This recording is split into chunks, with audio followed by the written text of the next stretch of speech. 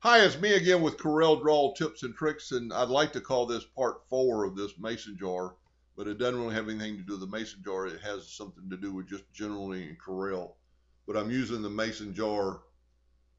I posted a file on Apolog's Facebook page, and it had 3 jars, a tag, a heart, and a blank one. And I just did a video to how to make the name tag a little bit bigger and stuff, and I've lost my blank one. And it's too far to go back. I cannot back up that far to get my blank one. Well, a lot of people don't realize you can import. So let's hit the F4 key, and that's all I've got on the screen. A lot of people don't realize you can import a CorelDraw file, which will just put it back in there. So we're going to go to import and go to where that file is saved.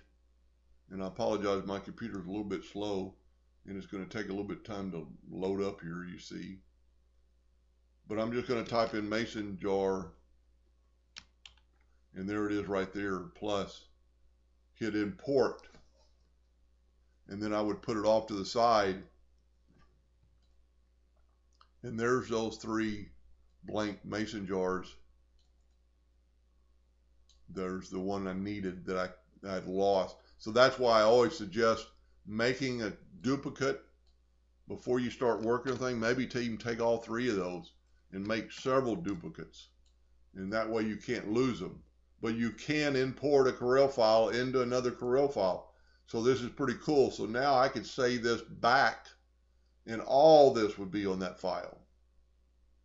Anyway, I hope that helped a little bit. Thank you for watching.